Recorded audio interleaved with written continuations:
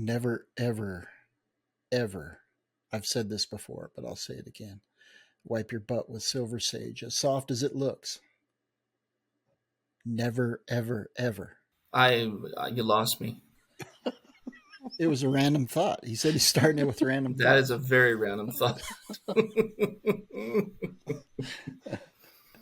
But you said that like you know.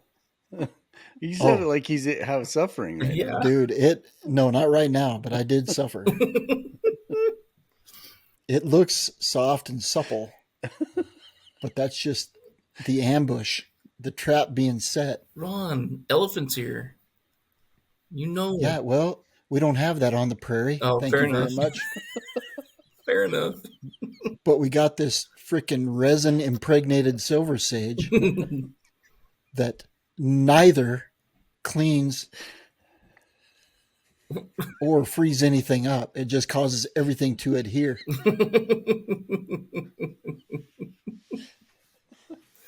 Oh, that's amazing.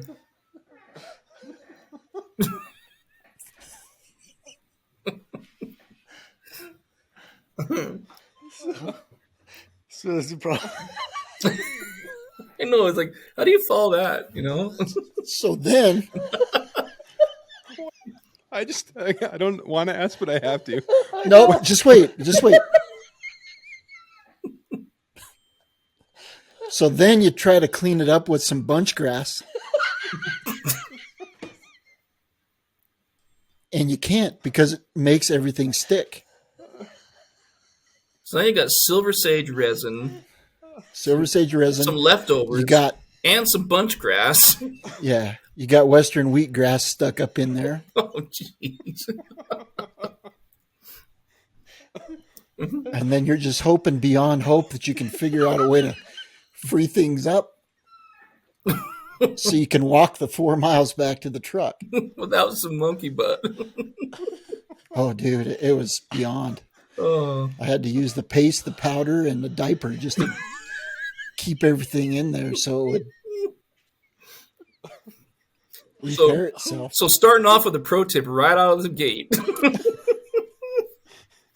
What's the tip? Don't use silver sage. Oh, there was a lot of tips. So is it just the stickiness, or is it actually like cause a rash? Dude, it's not sticky. It is freaking resin. I mean, it pastes everything in there, and then it hardens. It's like 3-minute epoxy. Except you got to walk miles back with that stuff in there. So you've only tried it once, right? Once. You've only tried it once. Yep. And that, I mean, I was in a desperate situation. Did you have coffee? Yes. As a matter of fact, there was coffee involved. And I didn't want to, it were brand new socks, so I didn't want to cut the tops off of the socks. And I had high socks because I had my hiking boots on. And so I didn't want to turn them into little shorties falling down there, giving me blisters on my feet. So I got blisters elsewhere. Anyway, I hope that doesn't make the show. That shouldn't. Oh, come on. You know better. It's making the show. We can, end of the year highlights maybe. Yeah, it's a highlight. Anyway, all right. That was just to loosen everybody up. Get ready for go time. Are we good? Yeah. Welcome to another episode of Wild and Exposed Podcast. We've had a busy fall in different ways. We're going to catch everybody up on that tonight. And in addition, we're going to throw out some pro tips, kind of an end of the year pro tip episode as we move back into the winter from the fall shooting that everybody but me has been taking part in. So we've got myself, Ron Hayes, Michael Mauro, they're in Denver. Jason Loftus coming to us from? I'm still in Chicago. Haven't been able to leave yet. Stuck in Chicago. Chicago. How long are you there for? 1 more day. I get to go home. So I hope you make it, buddy. I'll make it. And Brandon Day, also coming to us from the Denver metropolitan area. How's it going, Brandon? It's going good. I'm still in my bathroom renovations, so we're moving along still. It's supposed to be painting, and I'm a bathroom in now. So, Well, I don't know if we've covered it on the podcast. Have we? oh, maybe we just talked about it down in Texas at Precision. I was going to paint our bedroom, and so I was going to do trim at the same time. So I pulled the trim off, and then the drywall started pulling away, and then I peeled it up and there was a little mold. So we pulled up some of the drywall and there was a little more mold. Next thing you know, we're a whole wall in, and then a bathroom, and then a finished floor, and then a subfloor, and we went all the way to the joists. So Mama gets a new renovation for her bedroom and her bathroom. Isn't that the deal, though? It always starts with I'm going to hang a picture on the wall. Next thing you know, you're down to the floor joists. The hammer goes through the wall, and here we go. It really is like that, though. You can never just do a simple project. Everyone turns it into a major ordeal. Well, the good thing with Brandon is he's doing a lot of YouTube stuff, so he's been chronological. What do you call it? I've been filming every aspect. Yeah, and it's kind of, you see this doable, like maybe a third of the way up on the wall. He's cut all the mold out, and I'm like, okay, well, that's not so bad. Fast forward a day, and now we've got no drywall in the whole bedroom or bathroom. Then fast forward another day, and then there's no floor on the bathroom. So you can all watch his escapades on YouTube. Yeah, it takes like 4 times as long because you got to set up a camera, and you don't want to just do one shot. Well, you could, but I don't want to do just one shot. So you're always moving a camera, and you're wearing a camera, or you're putting a camera behind a wall and then pulling a wall off. And it's just, the real trick is I'm getting ready to put up drywall. So I'm trying to figure out what I want to put into the wall for the next owner. Because you see those skeletons, that people put in there or something like that. But gotta find something else. Maybe a deer skeleton, not a human skeleton, huh? Yeah, I mean, and then you wouldn't have mold; you just had mice. Right. Or you could be plastic one. super cool and just tack up $100 bill. Yeah, I wouldn't do that. No, I don't think so, Mike. I'll tack up your $100 bill. Wink. Sign it. All right. So, Jason, you've been doing quite a bit of shooting. You've, I think, conquered some deer. Found a few. Well, hold on. What's the last one that we did? How far back are we going on this? Because Jason's done more than deer, right? But did we talk about that? Did we talk about? I was going to get to all that, but Oh, okay. I just want to make sure. I just need to know where to go, where to start. yeah, no, I think probably you need to start from our trip to Precision, and since then, there's been a lot happening since then. Yeah, after we got back from Precision, I was able to get out and do a little bit of shooting. I honestly haven't been able to get out recently. It's just been tough. Got a lot of personal stuff going on. Kid getting ready for a mission, two new twin grandbabies on the way, all kinds of fun stuff that way, and Christmas time coming and family parties and all that good stuff. So I'm not getting out as much as I'd like. Let's put it that way. I have. It's all for good reasons and great things. Don't be wrong, but it's just. There's a couple nice bucks that I have my eye on that I would really like to get after, and I know as of today I've been seeing some things and hearing things that the rut is still going nuts, and it's probably that second rut for mule deer, and they're just going insane right now. So here I am stuck in Chicago and seeing all these great things, and I can't even get home. And even this weekend, when I do get home, I can't go out this weekend. So. That's kind of tough. Everybody can probably relate to that. Yeah. Let me ask you. So the bucks that you're hearing about, is this Colorado or Utah?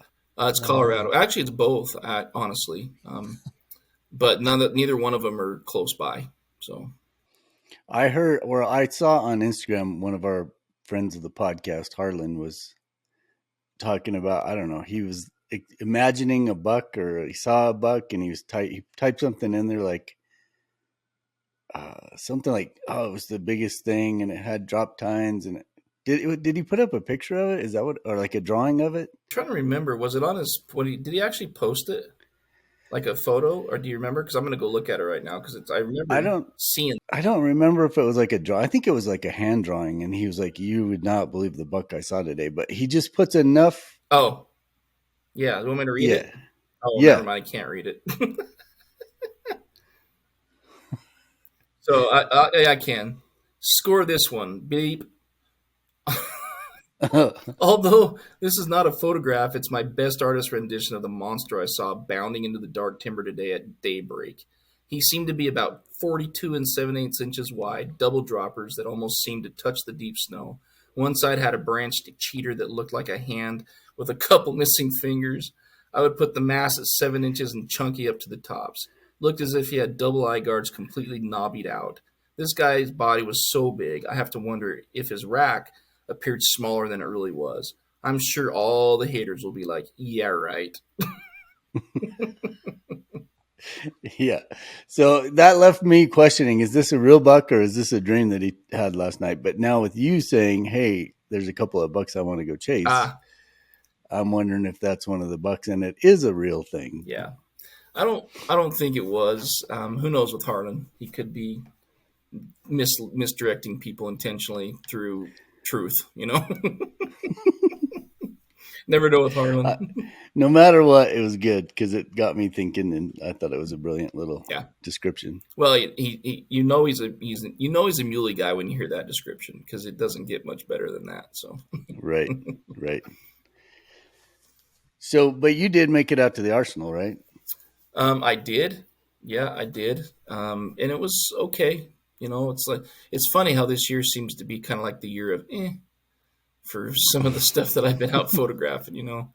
Hasn't been terrible, but it hasn't been amazing like it has been in the past. And I just, it's just the way things go. Things change. And it's another reminder to, I'm going to say, never mind. I'll save that for later. I have a pro tip on that. But so is that a title, a show title? The year of For me, it is the year of How do you spell Yeah, EH.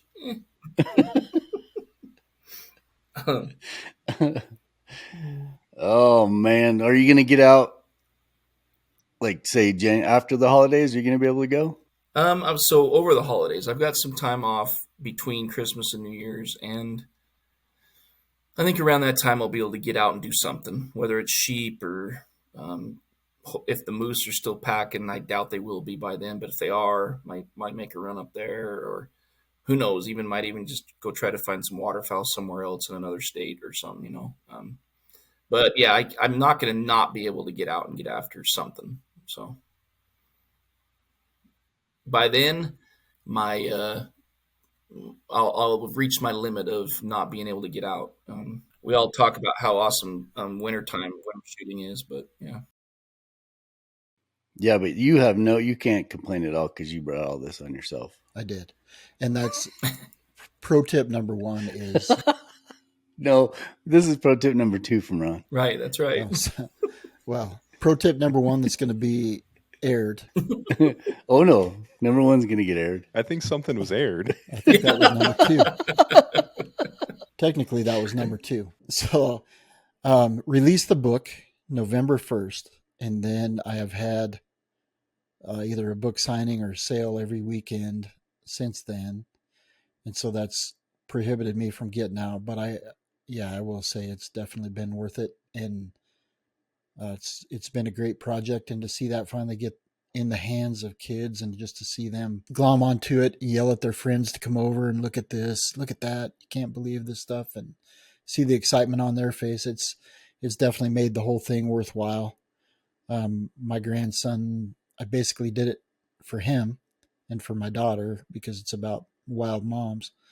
But he won't be able to understand it for a while, but he already loves the pictures and loves to go through it. So it's something for every age kid. And again, every adult that I've talked to that's read it with their kids has told me how much they learned. And it's, there's not many pages, but there's a lot of information packed into those, short pages And some awesome photos. and some good photos. And so I'm excited. Obviously, if you look at my story on Instagram, it's almost every day something different from, somebody sends me something. So Hey, and I've been that's just excited a about that. start, right? Yeah. I mean, we're um, a month in now and sold a little over 600 copies. So that's it's been a great start. And now some of those were sold discounted because they were to, like the Boys and Girls Club or a school, things like that. But um, it's definitely a good start That's awesome, for Ross. having How not many did really you? advertised anywhere. Sorry, how many did you have printed up originally? 3,000. Oh, 3,000. Okay, yeah, Mm-hmm. that's still awesome. That's pretty good. But what I meant was it's just the start of something. I just don't know if you've told anybody, so I didn't want to put it out there if you haven't.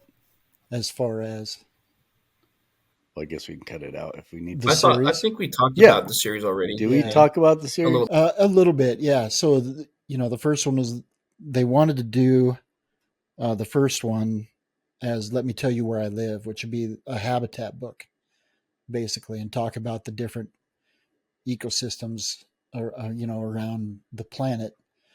Um, but when I found out that I was going to be a grandfather, I decided the first one had to be "Let Me Tell You About My Mom," because that's been one that I've had in my head for a long time as well, and to be able to take all these images and let's be honest, everybody likes the males and of antlered species at least, and so to give the females, give the moms a little bit of love in some images, I think that allowed me to use images I may not use elsewhere, but also to provide some learning opportunities for kids. I mean, how many adults even know that cow elk are really the ones that lead the show?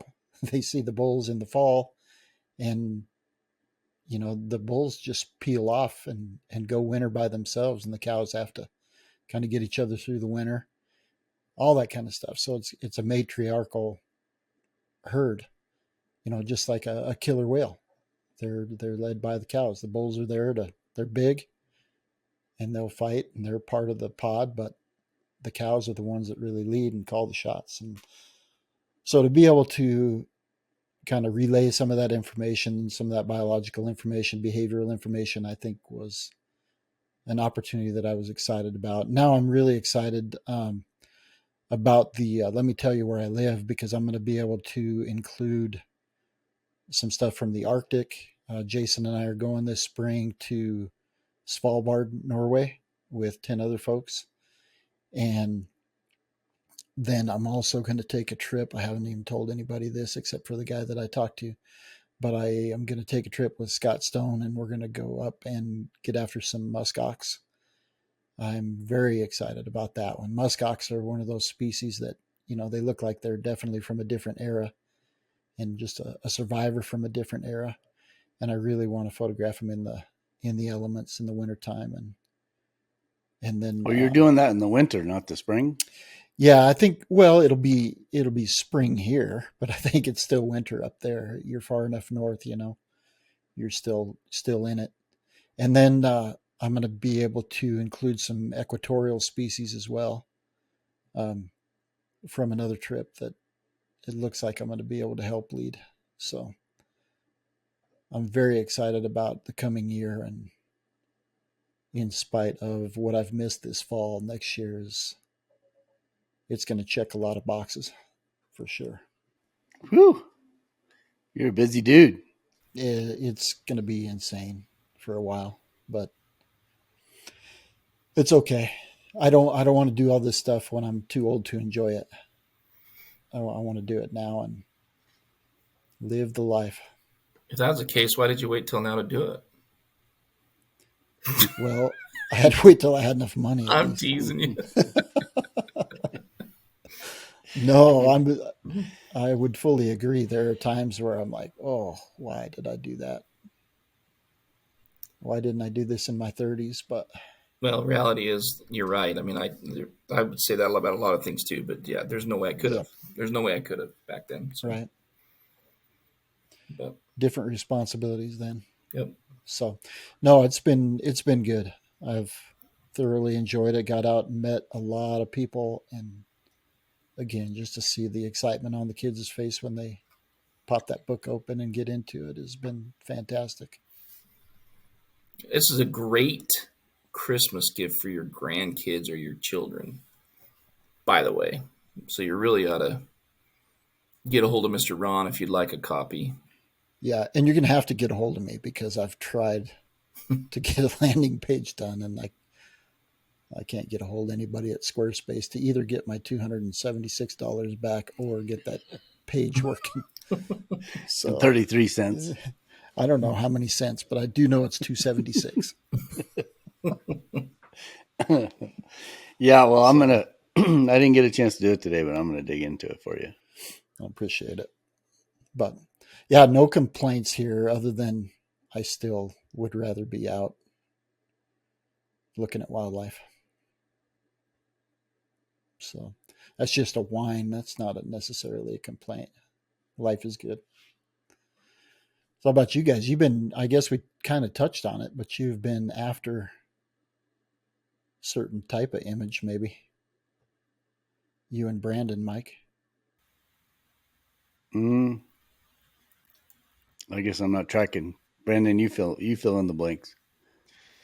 Yeah, Mike and I have been setting up cameras and trying to scout for a mountain lion.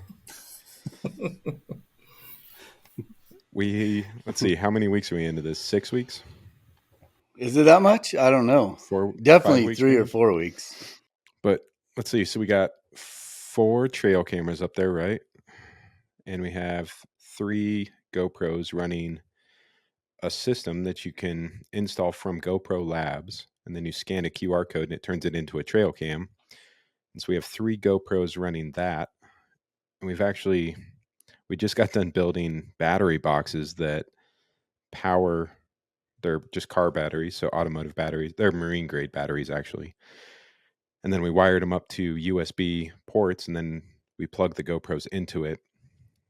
But maybe you can touch on the latest debacle with the ports, Michael, since you were just up there and you caught it. Man, I'll tell you what. So this starts out pretty innocently, right? And if you guys listen to the last podcast, which is the trivia podcast, you hear Ron talking about a $100 trail cam. And we've got those running. But then you go into the GoPro and now you got to deal with batteries, right? Because if you run the GoPro battery, it's about an hour. So you're not going to get much with that, especially if you're trying to do the trail cam or camera trap thing. So then, as Brandon said, we built these boxes. And I'm thinking, oh, that's no big deal. You know, it'll take $50 and we'll be set. Well, that's not the case if you have to buy the battery. And then you have to buy the ports. And then you have to wire it all up yourself. So you better get a spool of wire. And then you better buy some wire cutters and some crimpers. And then you better buy all the connectors. And then, we should put an on-off switch on it. Oh, and then we should put it in a marine grade container, right? So that it's protected from the weather. So like $250 after or into one battery box. We thought, okay, well, we'll have 4 battery boxes total and we'll run 2 on the mountain and 2 that can be charging. And then every week we'll flip them. Well, we got this bright idea. We have 2 USB ports on it. And so we thought we've got a pretty good trail where we should be able to get some mountain lions going up and down. So we thought we'd put one camera going right, one camera going left, and we'd get a coming and going image, right? So we plugged them into the camera. And the first time we went up and checked it, only one camera had recorded stuff. No mountain lions. We got a deer. We got some deer on it. And it had snowed, so we were getting a lot of snow falling. Every time a clump of snow would fall off the branches, it would record that. So it did a lot of recording, not what we wanted, but it was recording. Only one of the cameras worked. And we got one going right, one going left, and we got them plugged into the battery. So I'm like, well, it just must have been a snafu in that one camera. We must have forgot something or some little electrical bug of some sort. So we hooked it all up again, put a new battery in, took the old battery back to bring it charged or to charge it. And then I went up this week. Brandon had a photo shoot that he had to go do. So I went up and changed the batteries. Only this time, the other camera worked. The one that didn't work previously was working, but the other camera didn't work. So then I got to looking at the USB ports that we have, and they're 3 amp USB ports. Well, it takes 6 amps to charge this battery. So I think what's happening is the first one we plug in gets all the juice, and then the other one doesn't get anything at all. So now it turns out for every GoPro, we're going to have one car battery. So what I thought was going to be like, oh, this might be a couple $100, not including the GoPros, is quickly turning into, you figure if you include the price of the GoPro and the price of the battery, the box and all that jazz, we're probably $600 or $700 into each camera trap.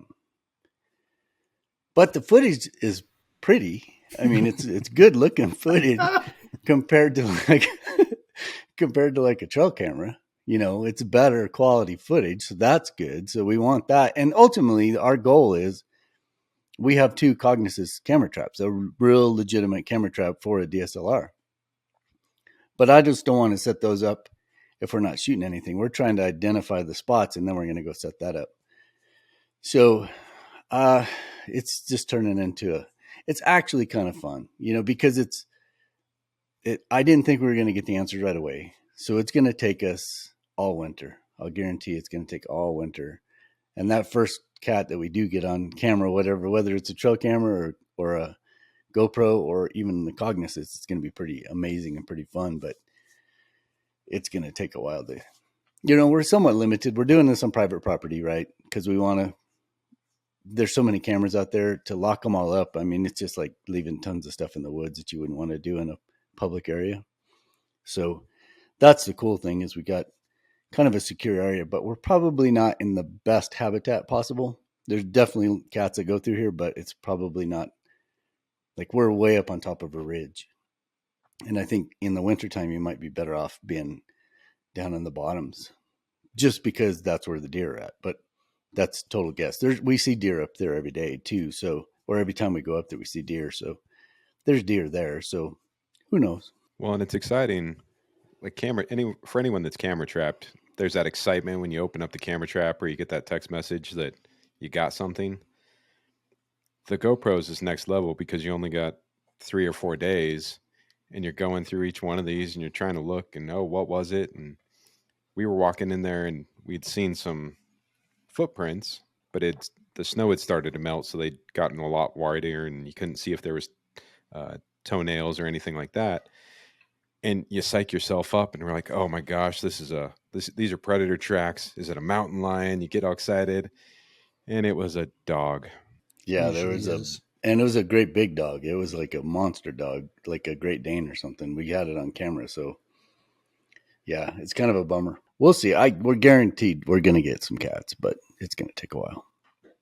So we talk about this stuff all the time, but again, I heard a lot of,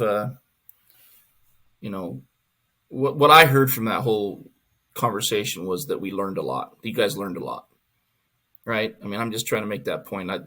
None of it was for waste or for naught. It was all trying things, learning things, and like you said, I mean, there's lots of trail cameras out there, and if you probably spent $200 or $300 on a trail camera, you probably could get similar footage, potentially to the 4K quality video that you're getting off the GoPro, maybe. But the cool thing is you learn something new and how to make the GoPros work. So, I mean, I just think it's cool every time you do something like that, and Mike, especially you, when you're doing your shoots, you talk about it all the time about having to be creative and having to troubleshoot. And to me, that is a really cool part of the whole process that, me doing my photos, I don't get that experience as much as you guys do with your videography stuff and trying to capture specific videos and shots. So anyways. No, that's a really good point, Jason. And that's exactly it. And when I met Brandon for the first time, I could tell he was this techie guy, right? I could tell he was like into gadgets like I am and into that stuff. So when he said he'd love to work on a project like this, it was kind of cool because it does help too when you have somebody else. And he knows a lot more about the electrical part than I do. I mean, you can kind of figure it out, but there's a lot of things that I don't know. But teamwork and going back and forth. And then even when we're choosing locations, just when we were talking to Casey on the last couple of podcasts, that guy's been doing it for so long and he's got so much experience. And we go up there and we're like, what do you think about this spot? Or what do you think about this spot? And I mean, who knows? I mean, there's a million. We talked to Casey on that last one. He said, what did he tell us? Look underneath with the rocks, Overhangs. like alcoves. Right. Yeah. So now I'm going back through my mind in all these places we walk and look, and I'm like, maybe we should try it there. I mean, you could deploy 40 cameras pretty easily, just setting up all your different spots. Right. Yeah, but even that's the fun part, right? I mean, you spend enough time tracking cats or trying to find where they're at, and like you said, Casey dropped some really cool hints to you guys that he's learned over years of trying to figure them out, right? That without those little hints would have taken you probably the same amount of time to kind of figure out, so. But exactly. It might give you a little bit of a head start, but it still doesn't make it easy, so. But like you said, it's 100% fun. I mean, yeah. Every day we usually head out on Mondays to change the batteries, and I'm always looking forward to Mondays just because it's like Christmas when you open up the camera for one, Mm-hmm. and then for two, it's constantly a battle. It's not a battle. It's like playing a game of trivia. You want to get the next answer. You want to get it. So, yeah. What were you going to say, Brenda? I was just going to say, for the listeners, if you're going to deploy one of these boxes, just be really careful and make sure you understand where the limits are within that box. Make sure you have fuses in the right place and those fuses are set up to trigger, because you don't want to burn down a forest. The consequences the spectrum of consequences much higher on that top side, right? You don't want to, we're on private property, so we'd get the forest and someone's property and someone's house most likely. So just make sure that you understand what you're deploying out there. Yeah, I think we'll do a YouTube video on how to build these boxes. It's not rocket science, but there is, like when I first built it, I didn't put a fuse in line, but I'd seen the box that Brandon had built first, which we had already deployed out there, but I looked inside of it and he had a fuse in there. And so I called him on the phone. I was like, hey, do you think I should put a fuse in there? He's like, it's a lot cheaper than a forest. Yeah. It's really pretty easy to put the fuse in too, but we'll do a whole video on it just so you can kind of see, because it's not that difficult, but it is a little bit more spending than I thought. You just don't think about all the little things, but I was able to get the battery from Walmart. So it's not like you're going to some specialty store. It's just a wall mount or a Walmart car battery or marine battery. Good stuff. I've got a spot up here that I think if I start getting, I'm going to go ahead and deploy those trail cams. And if I get what I think I'm going to get, I'm definitely going to have to, break down and buy a Cognisys system. And I've got Well, no, if you get your cats before we get any cats here, then Brandon and I'll throw them in the truck and we'll just drive up there. Oh, sure. We'll come out and set them up. My thunder. Absolutely. Well, yeah. And we got a deal for you.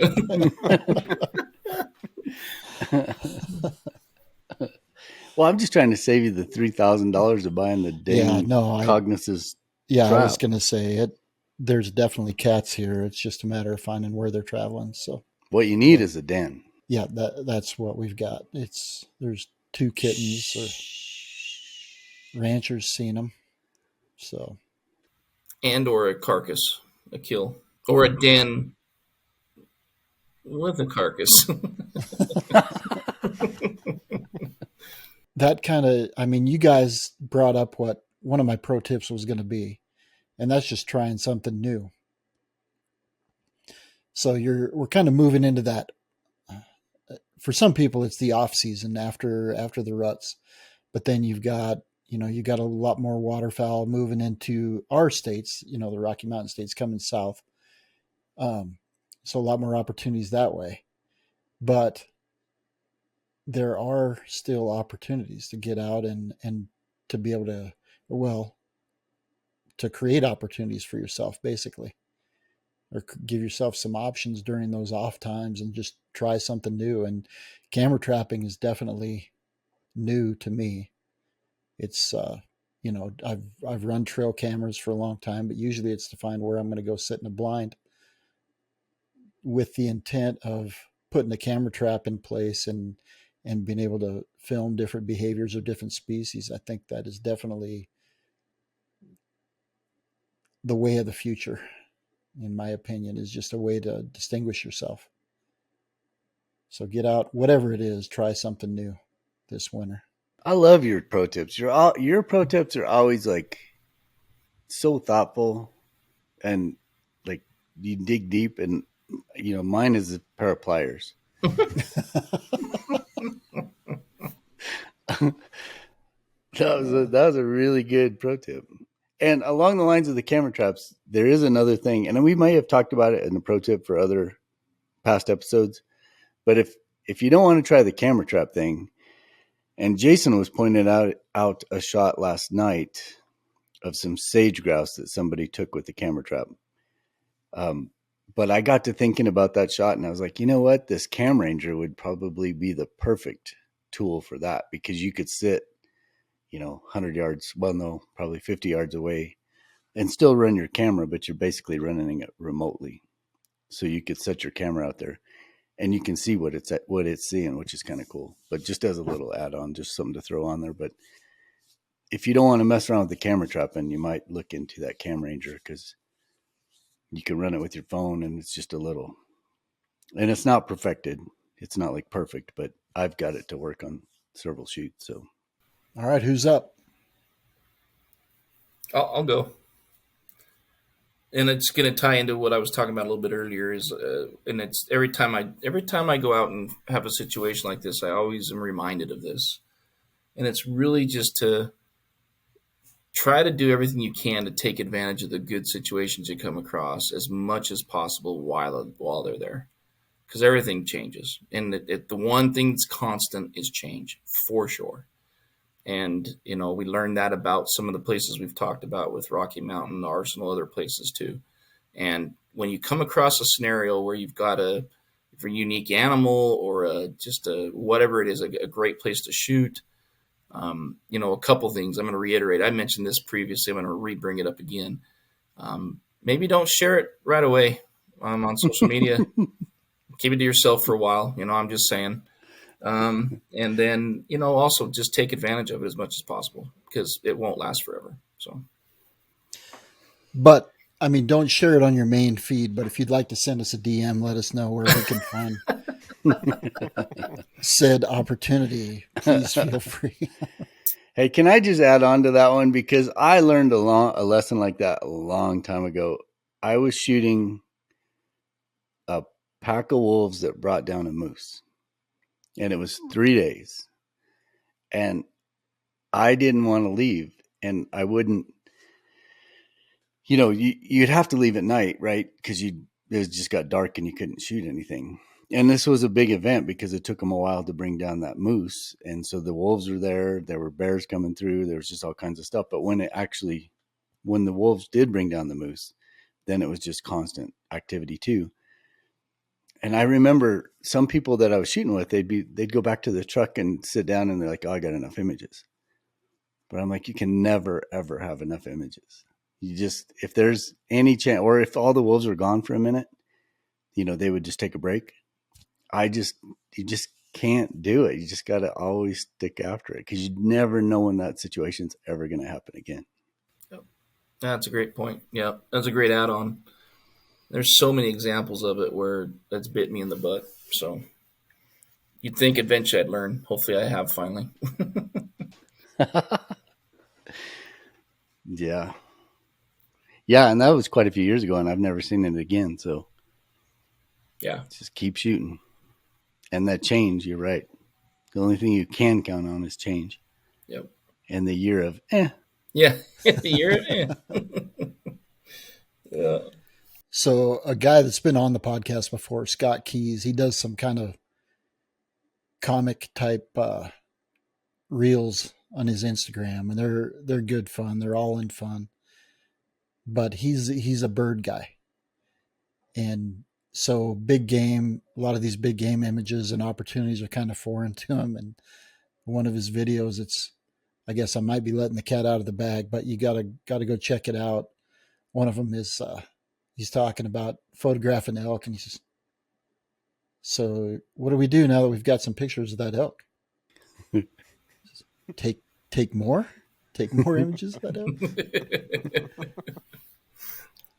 So, yeah, I agree. You can never have too many. And my reply to him was, yeah, I mean, 15,000 photographers and 2.5 million images of the same bull in Rocky Mountain National Park can't be wrong, right?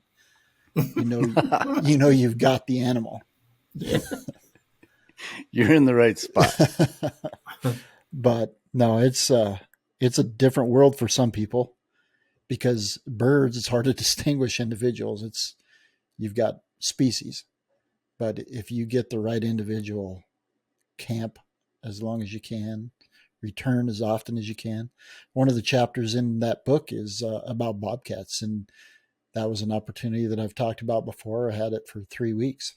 I was, a friend of mine called me, Ryan Ostrander. He gave me a call and said, "Hey, you got to get out here. There's a family of bobcats playing on the train." And I went out there, and then I wasn't going to let that go. I went out there every morning and every evening for 3 weeks and worked in between, but I photographed them as long as I possibly could until they just moved on, and I couldn't get them relocated. So if you've got it, stay with it. That was a good one. Yep, that was a really good one. And I'm going to talk about pliers. You guys hold on. I don't believe it. Go ahead, Brendan. Well, I'm going to talk about gear too. Let's see. So with video in mind, everyone's trying to capture reels, but I've noticed that a lot of people are photographers. When we were down in Texas, a lot of people were photographers first, and then they try to capture those videos for reels. I thought it would be useful for people to think about, everyone has those memory settings on the dials and the top of their cameras, and everyone wants to shoot manual or aperture priority. But if you set those up so that your first memory is 4K 24, your second memory is 4K 60 or 1080 60, whatever you have, and then you can put the memory 3 as your slow-mo for 120, then you can easily switch over to memory 1 or 2 or 3, whatever you want to do, get your reel, go back to memory, and go back to your manual, and then you can go back to photographing. On the Sonys, if you switch from the memory back to your manual, it'll retain your settings that you left it with. And I'm sure Canon's the same way. But that allows you to quickly move from photographing to a reel, back to photographing. You can get your content and go back to doing what you like. That's a good one. I've not set up my cameras to do that. it. Killing me, Mike. What?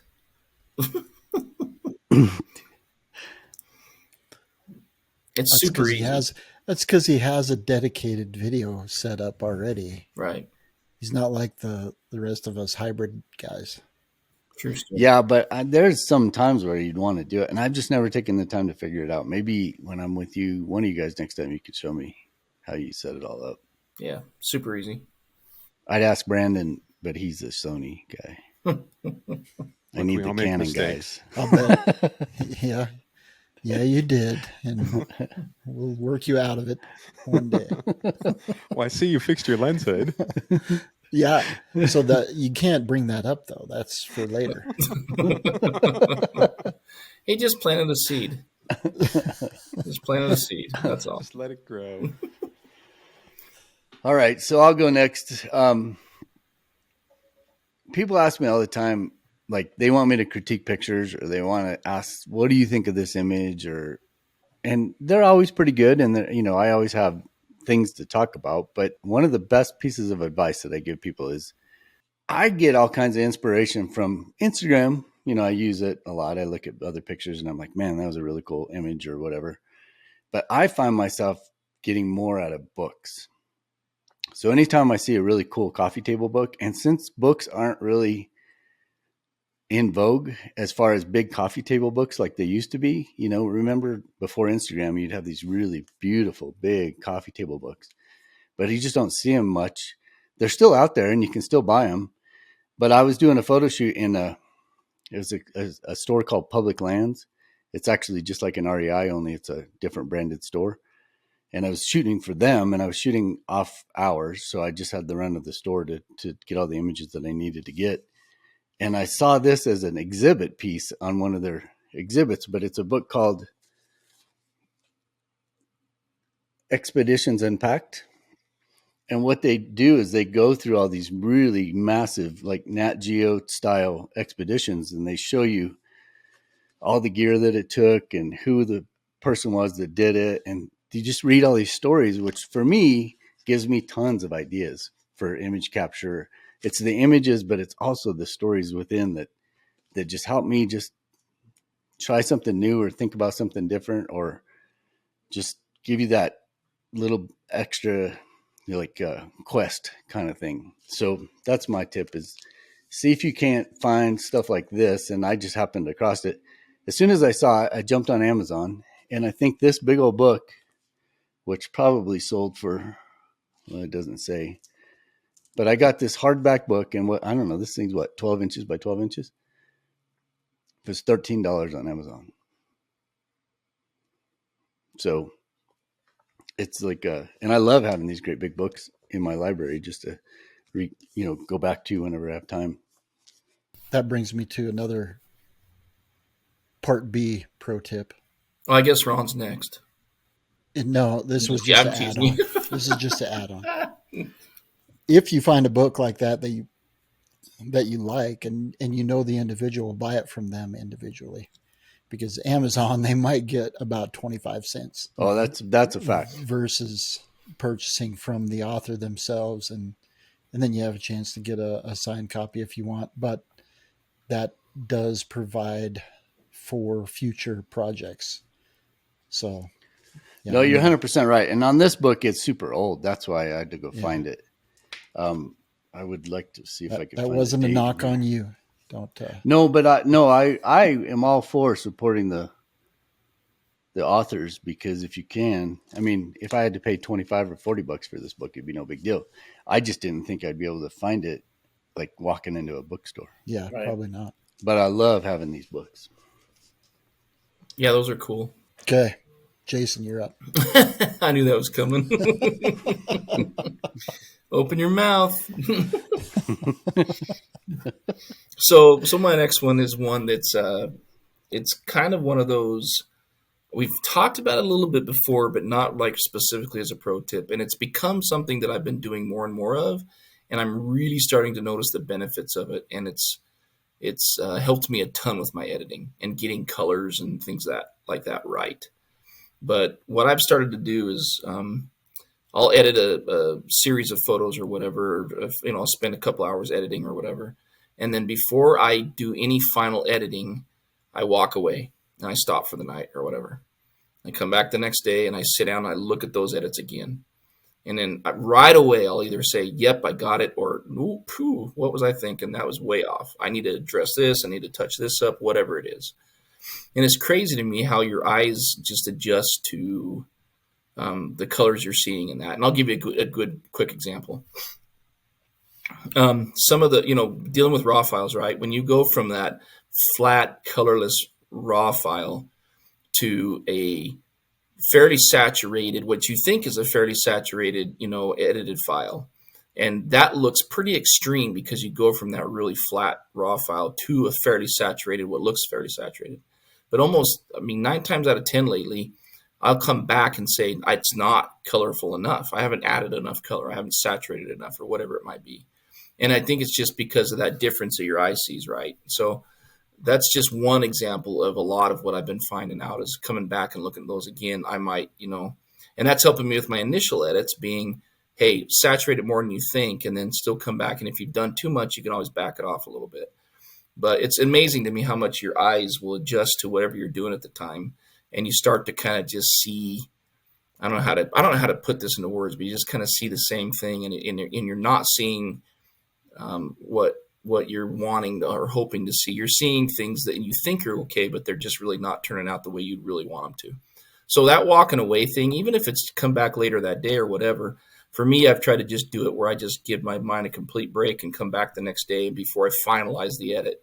And then once I'm good with it, it's quick to finalize the edit and do the rest of my flow. But that's helped me a ton as of late. So I'm going to use that as one of my pro tips. That's a good one too. I love it. Been doing a lot more of that as well. And even if you don't walk away intentionally, when you come back, make sure you take a look at it again. I'm not moving anything into my selects till I've seen it after the fact, because Right. you're absolutely right. And I think you're spot on as far as the eyes adjusting. You do get used to what you're looking at, and your eyes make adjustments. I mean, for those of us that are glasses wearers, take your glasses off and eventually you're going to start seeing it's not going to be so fuzzy anymore because your eyes make those adjustments. It's the same with color and light. Well, and I got to say that I do the same thing with video. If I'm doing an edit and you get to a point where it's like, this is never going to work. If I walk away and try it again the next day, you always find a way to make it work.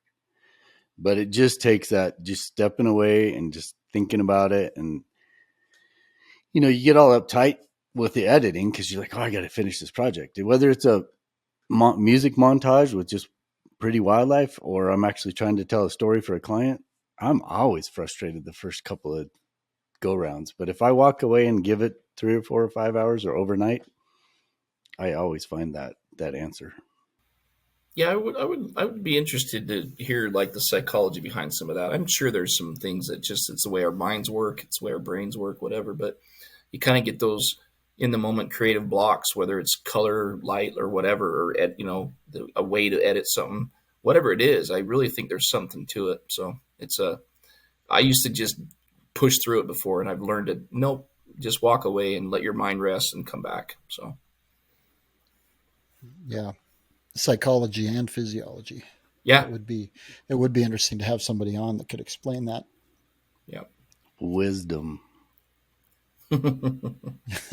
Wisdom, yeah. How do you gain wisdom? Screwing up a lot. Screwing up a lot. Absolutely.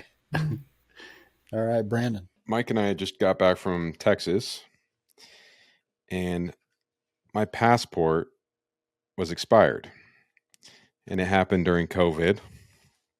So for everyone that wants to travel next year, go look in your safe or your drawer or wherever you keep your passport. Go look at your expiration date. And even if it's off in the future, take that date and go put it in the calendar with a reminder to renew it 3 months earlier before that. And then that way you can go out, you can renew it before it expires, and you don't have to deal with what I'm dealing with right now. It's my cheap pro tip for But how did you get home? Well, we were just luckily we were Texas. Randomly checked. And You know, when I travel, I constantly I don't use my driver's license. I use my passport because it seemed to be faster. You know, I was traveling so much there, and for some reason the computer wouldn't pick up a driver's license as fast as it'd pick up my passport. So I've always just had this habit of using my passport when I travel, even in within the U.S. So I pulled it out, and that's when Brandon was like, "Oh, I think my passport is expired," and that's I think what got him thinking about it, because it is good to keep on, especially in our line of work. You never know when somebody's going to say, "Oh, hey, could you go to Canada or, Mexico or wherever?" And if you don't have a passport, it's something that most of the time you can't get very fast. I mean, I think you can pay a fee and expedite it, but even, if you get a last minute call, like I often do, if it's within a week, it's not going to happen. You guys can. You can just go down to the office and walk it through. We got to drive to Denver and then do the same thing. Can you do that? If we want to expedite it, you can. Yeah, you can go walk it through, but it's not a fun place to be, no matter what. It's not advisable. The moral of the story is leave yourself a note. And if you don't know how to leave yourself a note, have Brandon do it. He'll send it to you. if anyone wants help, you can send me a note. No, you just got to share your calendar with Brandon. No, don't do that. No, yeah, don't do that, because that's a whole nother level of how do I share it? Everyone, if you need his phone number, just let me know. Well, it goes both ways. Yeah, but I can't help anybody. Mike. Oh, geez, I had a really good one. Good feelings All right, gone. I'm going to go to the pliers. So I'm oftentimes going out and setting up all kinds of different camera equipment like we've alluded to in the show earlier. And I ended up always just like using just random stuff, or you dig through a pickup and you might find a little pair of pliers, or you might find an old screwdriver or something, and it never was the perfect tool. So if you guys watch YouTube at all, there's a big thing that they call EDC, everyday carry. And everybody's got a million different ways for everyday carry. It could be like what you just carry in your pockets. It could be like, this is what I take to go golfing. This is what I take when I go doing my handyman stuff. But it's this bag that has everything you need for that particular thing, whatever it is. So I thought, it'd be cool to have an everyday carry for my camera system. And if I'm going to go on a shoot, I just grab this bag every time. So if you're not watching this on YouTube, it's going to be kind of hard to see, but I'll put some pictures in the show notes. But what I did is I just started with the bag, which is very common. If you're looking on YouTube, you see a lot of these guys that'll have their bags of whatever. But I found one of those bags that they're using, and then I just put together a bag that has pliers and tools and flashlights and zip ties and Allen wrenches, because all these cameras that I'm building always require different Allen wrenches. But you can also go with like the red tool, which is made for the red cameras. But there's also another one that's the Small Rig makes one, which is not as big as the red tool, but it's got most every tool that you need and some of the little star wrenches. And then on the back side of it, it opens up in a couple of different places here, but it I threw in stuff like gaffer's tape. I got a head net in here. I got a little bandana in here. I got some Velcro ties. I got some Scotch Brite if I need to wipe off, tape residue or whatever. Clean your lens. I got a little clean your lens. Add the bokeh. Yeah. I got this little, I used to shoot for these guys, but it was called the SOL. And this is just a little, survival kit. And it's kind of cheesy, but it's also kind of cool. It's just this little like suitcase thing, but it's got a little mirror inside it. So if you're lost, you can do your little, what do they call it? Signaling. Reflector signaling. It's got fire starter. It's got a can opener. It's got just everything you would find in any typical little survival kit. But I just throw it in here because who knows? A lot of times I'm on a bush plane or something somewhere, and if something did happen, at least I'd have some way to start a fire and that sort of stuff. But it's something I put in this little bitty bag, and I always have it with me. So it's kind of a cool little thing. It's kind of dorky to nerdy, not dorky. It's kind of like, it's the always prepared guy. And I feel like that's what I am with this, but it's paid off. It's really definitely paid off to have it. So that would be I got some other stuff in here. I got a pocket knife. Inventory list at the beginning to let you know what you have in there. What we should do is we should do an inventory list. And then we actually have an affiliates link with Amazon. So then we'll put all the little links. And if you all go buy something, then we might get 5 cents. Right. Off of that link. But yeah, super cool little bag. Kind of handy to have. Hey, Ron, I think you're muted. Well, that's good because I was going to interrupt you. I was just going to say, eventually we'll be able to grab a couple cups of coffee through those affiliate links, and we would greatly appreciate it. Yeah, we could have used that down in Austin because those coffees were pretty expensive. They were not cheap. All right. So the next one is a 3-parter. Whoa. Yeah, I'm tripling down, but it's all related to the same thing, sort of, loosely. First thing is, while you're driving around in the wintertime, keep your stinking heaters off. And then you're gonna have a lot less problems with your images. So you want to keep the camera as close to ambient outside temperature as you can in the wintertime. We talk about that a lot with the heat shimmer issue. So I travel with my heater off. You cleaning the windshield, that may be a problem if you're fogging up. Obviously, you're going to have some defrost. But I keep the camera end back away from the heater, away from the defrost. and try to keep it as close to the same temperature as the outside as I can. We're dressed warm. You're dressed warm inside your vehicle. So, just deal with it. Second thing is your lens hoods. Don't be afraid. And we've touched on it. I think last time Jason touched on it, actually. Don't be afraid to pop your lens hood off if you're starting to see some soft images, because it does hold heat. It's, typically some of the newer ones are even carbon fiber. And so it holds some heat inside there. Take it off until that lens hood cools off, and then you can go ahead and put it back on. Last part is make sure that your lens hood is on securely. And this part C, is brought to you by Eric Youngblood, who's probably listening to this podcast. Eric, thank you very much.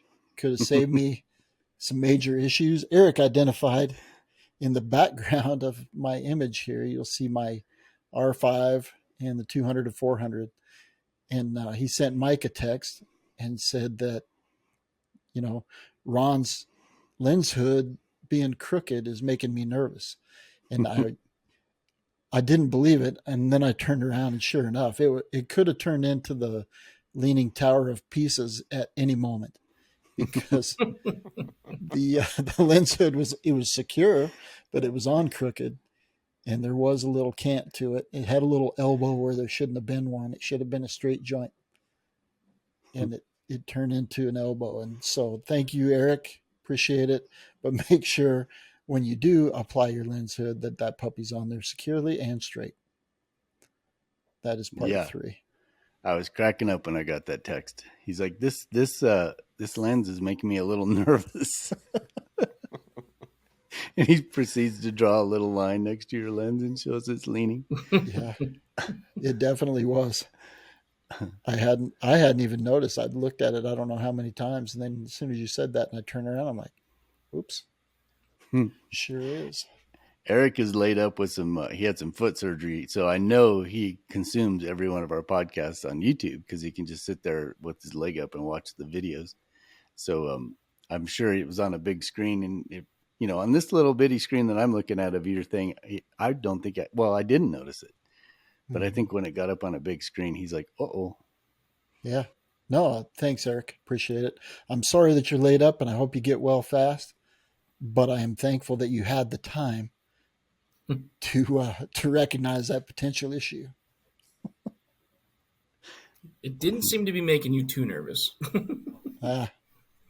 Is what it is. I've got insurance. Yeah, that's right. It's been there for probably 3 weeks because I haven't been able to get out at all. So it hadn't fallen over yet, but it certainly could have. All right. Who's up? Jason. I'll go. So my last one is one I've used. This will be the third time I've used it, but it's like just the right time of year and a good reminder to don't forget about your photo album for the year. I've actually had quite a few people reach out to me, and they've started to do that very thing, and I'm hearing other folks doing the same thing. So it's cool to hear that people are kind of taking that opportunity to do that. And it was awesome. I just actually had an opportunity. I was redoing some stuff in my office and had pulled them out, and I hadn't looked at them for quite a while. And I went back and looked through all of them that I had. I have 5 of them at this point. And it was really cool. It was really cool to see the transition in that first album compared to the most recent one, and the progression that I felt like I was seeing in my images, and the quality difference and so on. And I'll be honest, I didn't do it last year, so I've got to catch up. So this year, my goal is to get last year's done as well as do one for this year. So I've got a lot of work to do over the holidays too. So, but anyways, it's a great time of year to kind of just wrap up and, get some of your favorite images that you took and favorite experiences you had in print. So you can always refer back to those and enjoy those. And it's something I'm going to start doing. My mom, she's my biggest fan. Mike talks about it all the time. My mom's my biggest fan too. She thinks I'm the world's most amazing photographer, obviously. And boy, is she wrong. But anyways, she feeds my ego quite a bit, and she just tells me that's what she'd like. And so from now on, I'm just going to start making 2 of those and making sure my mom gets one for Christmas every year. And by album, you don't mean it can be many things, right? You could do prints and just put them in a plastic sleeves, or you actually go as far as doing a book, right? Yep, yeah, I do the books, and it depends. There's a lot of options out there. You can spend anywhere from 50 to 70 bucks up to a couple $300, depending on how crazy you go and what kind of cover you get and all how many pages and all that kind of stuff. But I tend to spend right around $100 to $150 doing my book. So it's not crazy, but I like to have it like actually printed on good thick heavy duty paper with good quality photo paper. It really just makes those images pop more, and it's always fun to see your images in print, even if it's just in a smaller book. So, and we don't do enough of that, honestly. I don't believe how many of our photos just end up on an Instagram page or a Facebook page somewhere, or sitting in your computer files, and you never hardly ever look at them again. Yep. Right. So, yeah, I think it's cool to print those and see them in print, and it really does make a difference. Helps you kind of understand, are you making progress or not? Maybe, I'll find out I got some work to do to try to make another little bit of progress after I get the last couple of years printed up. But that's my pro tip. My last one. Cool. That's a good one. Well, let's see. Oh, I guess you're going to go. I guess I'm going to go. Take a page out of Jason Loftus' book. I mean, if listen, Mike, Ron, talk about more pliers. The host tonight, Brandon. You slow your roll, man. I'm sorry. It was that weird moment. We locked eyes. No one was talking. I was like, I got awkward. Whoa, let's definitely slow your roll on that one, Batman. Go ahead. Oh, thank you. I'll shut up now. Well, I'm in the cleaning phase of my life right now with the bathroom and the bedroom. We're sleeping in the guest room, and as you can see, my studio is a mess right now. But I was going through paperwork, and I'm a PPA member, the Professional Photographers of America member, and I was cleaning paperwork out, and I noticed that there were some services in there that were free to me, and I paid this fee to be a member, and then I just don't use it. And Mike and I talked about, what's the group you're part of, Mike? ASMP. Okay, so there's a few of these groups out there, and I'm sure there's some benefits to that group, right, Mike? Oh, yeah. So if my tip is this, if you're part of that group, go look at the benefits, and there's probably something that you're not taking advantage of, and that's not to just include these PPA. I mean, there's stuff everywhere that I have subscriptions to, but specifically to the PPA, there's insurance that you can get out there. There's classes out there. There's instruction. They're getting ready to have a conference. So there's a lot of things that you can take advantage of. I wasn't doing that. I'm going to try to do better. But just go look and see what you got there. With the ASMP, mine actually includes a special rate for renting cars from Avis. There's a lot of little things like that where you get a special deal if you're a member of this organization, and they wouldn't cut that deal. And it's not like you're going to save hundreds of dollars. It's small percentages, but every little bit helps, right? Yep. And then I actually used to go to the meetings, like the ASMP meetings, and man, I did some really good networking there. And there's a lot of like-minded people, and it's just fun, and they're not wildlife people. They're just photographers. But there's some and wildlife it's great. people. Yeah, there's some wildlife people, and now there might be more with the merging of those two organizations, but it was just a good way to talk cameras, or just talk networking, or just talk, workflows, all kinds of stuff that you're going to benefit from. Awesome. Yeah, the ASMP is, for those of you that don't know, the organization just merged with NAMPA, or NAMPA merged with ASMP. And so there are additional benefits. It's an improvement actually in benefits from what you had with the NAMPA membership, for those of you that had that. Mike, was that yours? Or was that just a piggyback? That was just a piggyback. Okay. I can't shut up. All right, go. But my last one is kind of along the lines of workflow. Over the Black Friday, I've been looking at these NAS drives, the network attached storage drives, for a couple of years. But it's not cut and dried It's a ton of storage. Well, you can make it whatever you want. You can get different bays, but I decided to pull the trigger on Black Friday. So I bought a NAS drive, and I bought a huge one just because with video, I just chew up the terabytes. And my problem is I will have, well, you all have been here. You've seen all the drives that I have, but I might have 28 terabyte drives, and it's all full of footage. But one drive has this, and another drive has this, and another drive has this. So if I want to work on a project, then I have to go first, copy it to one main drive, so I have everything on one drive. And a lot of times I go to like a little SSD drive, like we've talked about on the podcast before. So I'll copy all that stuff. So I'm wasting at least a day, if not more, just collecting all the footage that I need for a particular project and getting it on one drive. With the NAS, what my thought process is I'm going to be able to take every bit of red footage that I've shot in the last 10 years and put it in one place. So I'll have 100, well, the drive I think is 128 terabytes. So I'll have like 100 terabytes of just red footage, and it's everything I've shot for the last 10 years. So if I need to put together a reel, if somebody calls me up and says, hey, have you ever shot hummingbirds before? Yeah, I'll build a little highlight reel and send it to them just to, that way they can see if I'm qualified to do what they want to do or what they need shot. And it's something that I can do fairly quickly.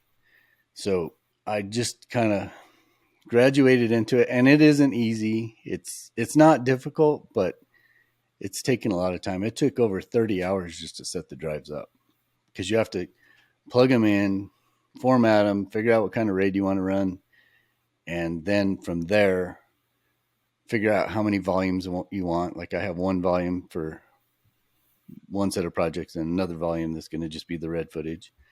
So it's somewhat confusing, not confusing, somewhat, how would you describe it, Brandon? Or you got one too. It's just time intensive.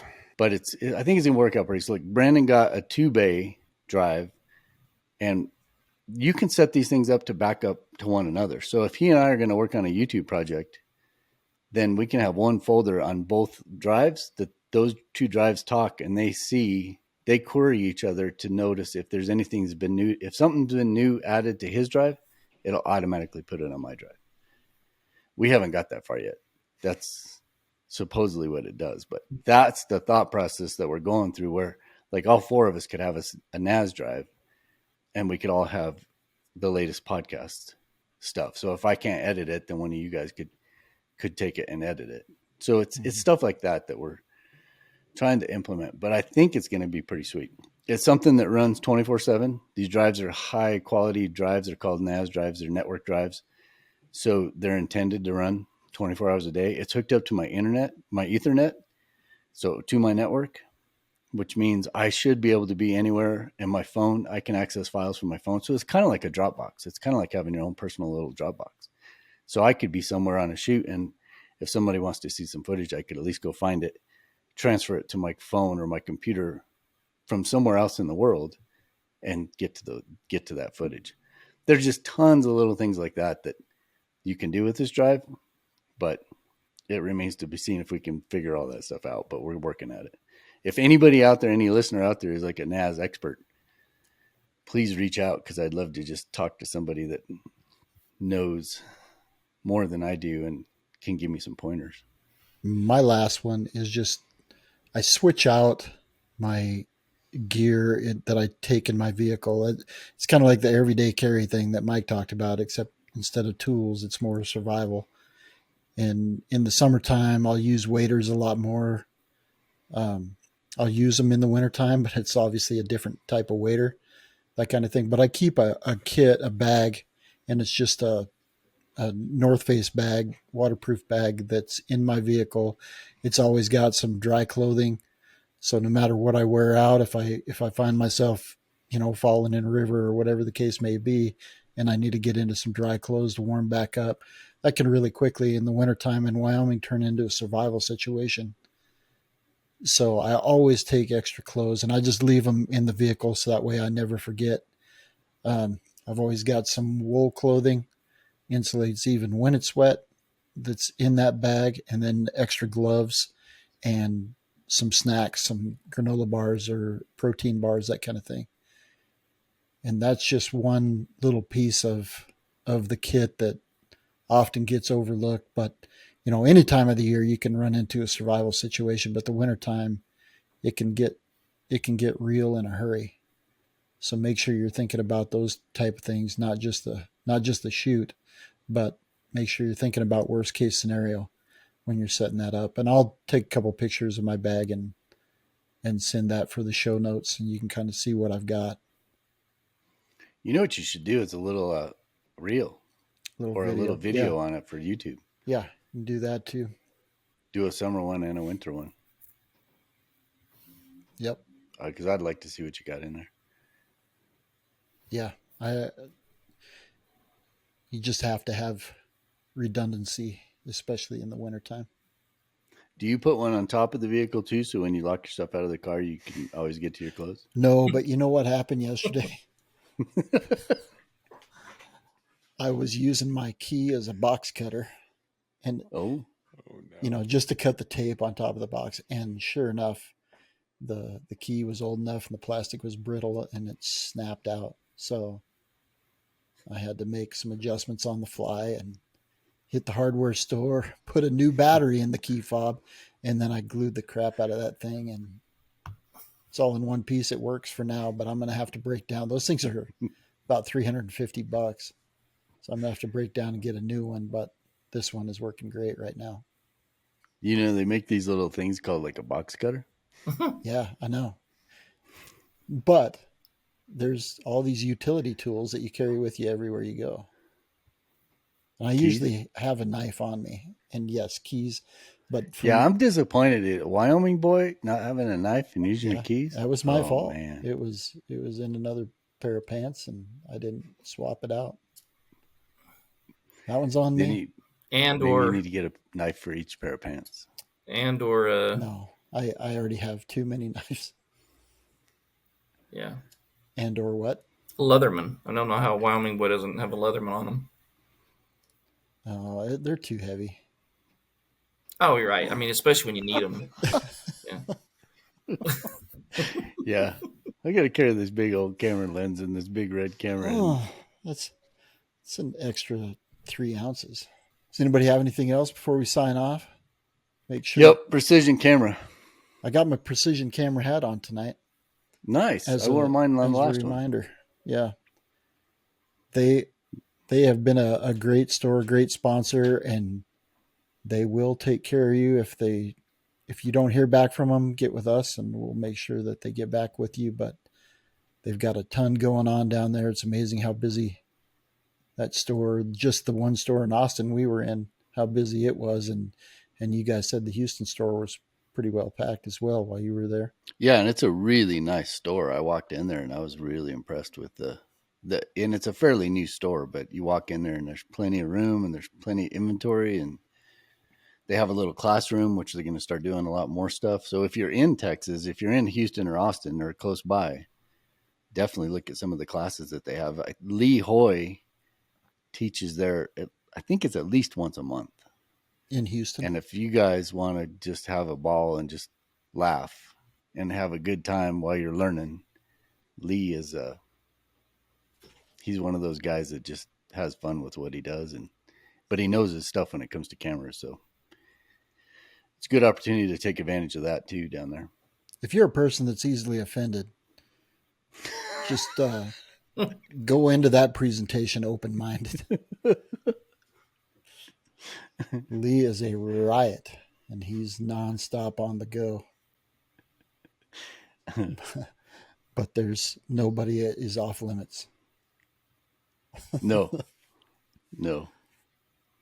So, all right. Oh, but you got to do the coupon code. Oh, 50 off 500. 50 off of 500. And Mike Luxembourg, this message is for you. I'm going to follow this up with a text. But it is not the Wild and Afraid coupon code. Please communicate to your employees it's a Wild and Exposed podcast. Coupon code 50 off of 500. And they will take care of you. I think somebody, and this is what I'm always worried about with people looking up our name on the internet is they kind of mix things up. So somebody went, combo Naked and Afraid and Wild and Exposed. I mean, I can see why those would get intertwined, but Wild and Afraid, we are not. Maybe we should buy that domain name. Yeah, probably should. And Instagram probably wouldn't let us use that one either. And it's probably taken. Yeah. So, all right. Well, thank you all for listening to this episode of Wild and Exposed, our final pro tip episode for the year. And we look forward to what 2023 is going to bring. That's crazy to even say, 2023. I thought we'd all be riding around in the Jetson mobile by now. You've been listening to the Wild and Exposed podcast. If you haven't yet, please give us a rating and a review. And make sure you're subscribed so that you'll get every episode we produce as soon as we drop it. And as always, thanks for tuning in. We're gonna make it someday. Nothing's gonna get in our way. We will be the biggest band in town.